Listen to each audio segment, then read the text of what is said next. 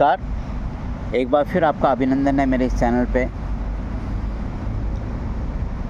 बिहार विधानसभा के चुनाव संपन्न हो चुके हैं और जनता जनार्दन ने अपना निर्णय भी सुना दिया है और बस अब कुछ ही दिनों में, शायद एक आध हफ्ते में, नए सरकार का गठन भी हो जाएगा। बिहार को नई सरकार भी मिल जाएगी और ये सिलसिला चलता रहेगा। अब कम से कम 5 साल तक, या यूँ कहिए 4.5 साल तक चुनावी राजनीति नहीं चलेगी और प्रदेश अपने विकास के पथ पर अग्रसर अविरल चलता रहेगा। ये हम सबको, आपको भी उम्मीद रखनी चाहिए। लेकिन हाँ,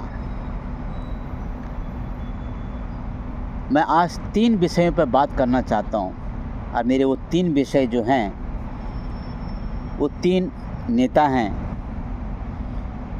उसमें से भी 2 युवराज हैं और एक चुनाव जिताने के लिए जो महान रणनीतिकार हुआ करते थे, वो भी हैं। तो चलो आइए बात करते हैं। एक युवराज जो दिल्ली से बिहार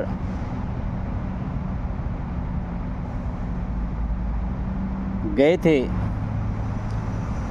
राजनीतिक समीकरण को साधने के लिए और कुछ पाने के लिए, लेकिन पाया तो कुछ नहीं, खो ही दिया। और खुद तो खोया, अपने सहयोगियों को भी काफ़ी नुकसान पहुंचा के वापस शायद दिल्ली में आ गए हैं। अब बात करते हैं इस युवराज की। ये आखिर हर बार अपने मिशन में विफल क्यों रह जाते हैं, या इनको कामयाबी क्यों नहीं मिलती है? जहाँ तक मेरी समझ है, ये जिन भी मुद्दों के साथ जनता के बीच जाते हैं, तमाम तरह के मुद्दे हैं। और आज से नहीं, 2014 से, अरे 2025 चल रहा है। इस दरमियान, इस कालखंड में इन्होंने जो भी मुद्दे उठाए और उन मुद्दों को लेके जनता के बीच में गए, तो कहीं ना कहीं मुझे लगता है इनके उठाए हुए मुद्दे जो हैं, उनका साथ कभी जनता ने दिया नहीं, या यूँ कहें इनके मुद्दों का जो समन्वय है वो जनता के साथ तालमेल कभी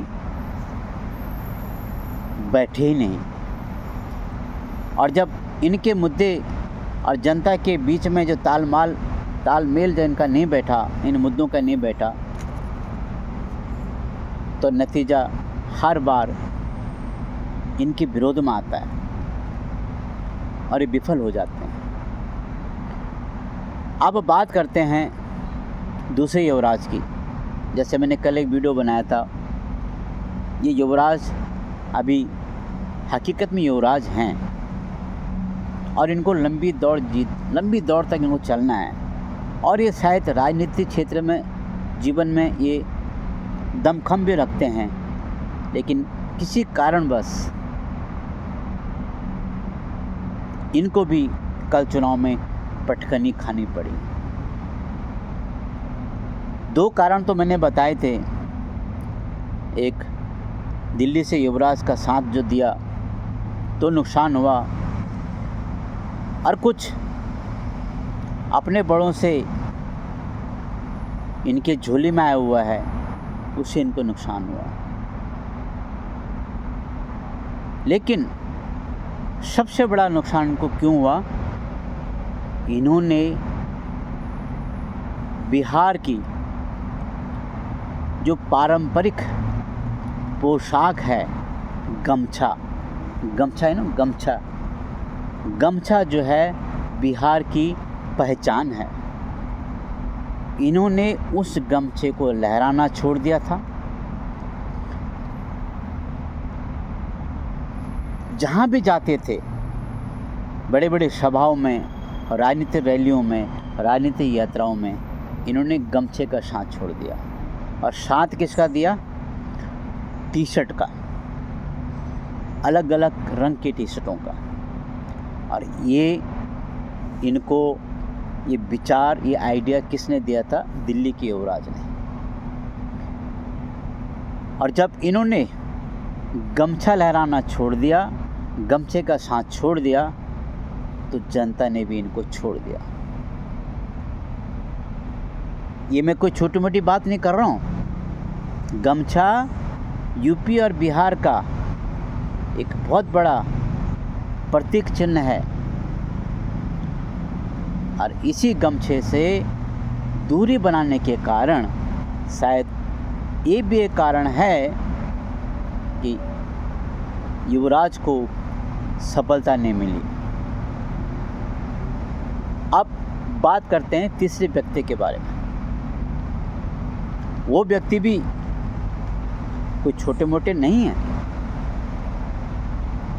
अब जब मैं छोटे मोटे की बात करता हूँ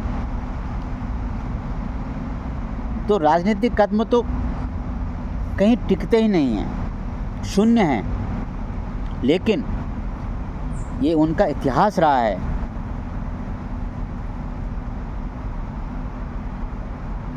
बड़े बड़े राजनीतिक दलों को चुनाव में जीत हासिल करने के लिए उनको सरकार के, या यूँ कहें सरकार बनाने में उन्होंने जो कुशलता हासिल की है, और उनकी कौशलता है, ये बड़े बड़े राजनीतिक दलों को चुनाव जीतने में इन्होंने सफलता हासिल की है। ये बड़े रणनीतिकार हैं, और इन्होंने, यदि आप इतिहास को देखें तो इन्होंने कई पार्टियों को सत्ता तक पहुंचाया है। जो सत्ता तक जा कभी नहीं सकते थे, उनको भी पहुंचाया है।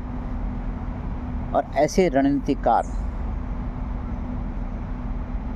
को भी इस चुनाव में पटखनी खानी पड़ी।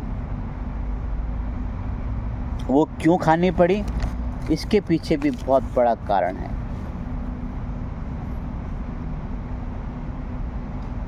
चुनाव जिताने में आपकी रणनीति काम आई होगी और आगे भी काम आएगी, लेकिन जब आप चुनाव जीतने के लिए मैदान में आते हैं तो आपको फ़र्क तो पता चल गया होगा कि आप शून्य पे आउट हुए हैं, जबकि आपने कई सरकारों को शून्य से शिखर तक पहुंचाया। लेकिन आपकी शुरुआत शून्य से हुई थी और शून्य पे ही बाटक पड़े हैं। आखिर ऐसी आपसे क्या चूक हुई है? हाँ, मेरे हिसाब से भूल हुई आपसे। आपने सोचा था कि बिना धरातल पर उतरे ही मैं चुनाव जीत सकता हूँ, मेरी रणनीति सफल हो सकती है। और आपने 3 साल तक मेहनत भी खूब की है और करना भी चाहिए, लेकिन सफलता क्यों नहीं मिली? उसका एक कारण और भी है। आप मीडिया में ज़्यादा छाए रहे,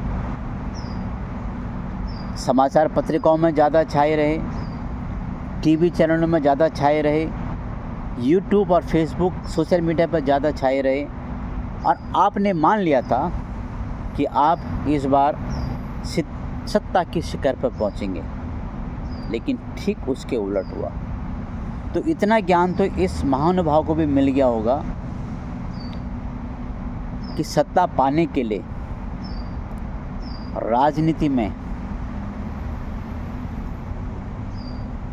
इतना आसान नहीं है।